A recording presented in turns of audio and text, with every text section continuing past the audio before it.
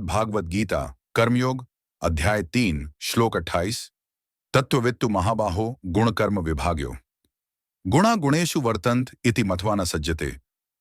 अर्थात हे महाबाहो, जो पुरुष गुणों और कर्मों के विभाग को तत्व से जान लेता है वह जान लेता है कि गुण ही गुणों में विचरते हैं। ऐसा जानकर वह आसक्त नहीं होता। यह श्लोक बताता है कि सच्चा ज्ञानी व्यक्ति प्रकृति के 3 गुणों सत्व, रज, तम में विचरता है। रजो, तमो और उनके कर्मों के विभाजन को समझ लेता है। वह जानता है कि सभी क्रियाएं गुणों के परस्पर संयोग से होती हैं, न कि स्वयं को कर्ता मानकर। इससे वह कर्मफलों की आसक्ति से मुक्त रहता है। अज्ञानी अहंकार से मैं करता हूं मानते हैं, किंतु तत्वज्ञानी भगवान को कर्ता मानकर निष्काम भाव से कर्म करता है।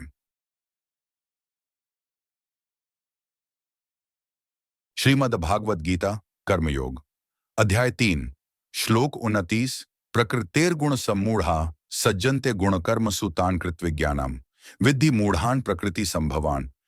अर्थात प्रकृति के गुणों से मोहित हुए ये मनुष्य गुणमय कर्मों में आसक्त हो जाते हैं। ऐसे अज्ञानियों को, जो प्रकृति के प्रभाव से उत्पन्न मूढ़ हैं, पूर्ण ज्ञानवान व्यक्ति को विचलित नहीं करना चाहिए। यह श्लोक बताता है कि अज्ञानी जन माया के 3 गुणों सत्व, रजस, तमस से आक्रांत होकर भौतिक कर्मों में आसक्त रहते हैं तथा स्वयं को कर्ता मानते हैं। ज्ञानी पुरुष को उनके इस मार्ग से हटाने का प्रयास न कर उनके कर्म करने देना चाहिए, ताकि उनका मन भ्रमित न हो तथा धीरे धीरे वे भी ज्ञान की ओर अग्रसर हों। इससे लोक संग्रह की भावना बनी रहती है। श्रीमद् भागवत गीता कर्मयोग अध्याय 3 श्लोक 30 मयि सर्वाणि कर्माणि सन्न्यस्य अध्यात्मचेतसा निराशीर निर्ममो भूत्वा युद्धस्व विगतज्वरः।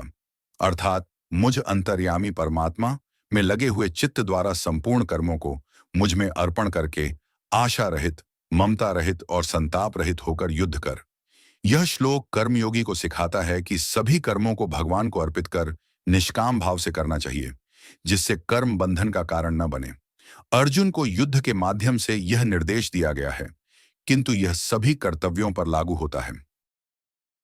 श्रीमद् भागवत गीता कर्मयोग अध्याय 3 श्लोक 31 ये मे मतमिदम नित्यमनुतिष्ठन्ति मानवाः श्रद्धावंतो न सूयन्तो मुच्यन्ते तेपि कर्मभ्यः। अर्थात जो मनुष्य बिना ईर्ष्या के श्रद्धापूर्वक मेरे इस मत उपदेश का निरंतर पालन करते हैं, वे भी कर्मों के बंधन से मुक्त हो जाते हैं।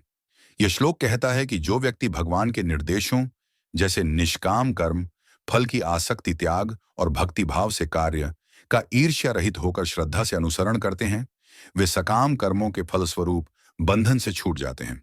यह कर्म योग का मूल सिद्धांत है कि भगवत भक्ति से कर्म बंधक नहीं रहते।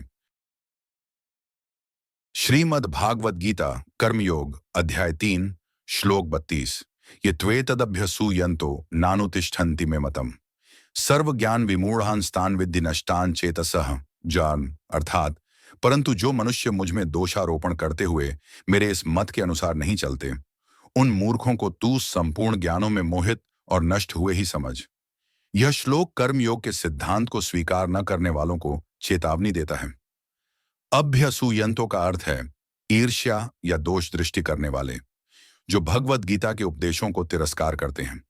ऐसे लोग सभी प्रकार के ज्ञान से वंचित होकर अपना अंतर्निहित विवेक खो देते हैं, अतः वे आध्यात्मिक रूप से नष्टप्राय होते हैं। कर्म योग का पालन न करना उनके पतन का कारण बनता है।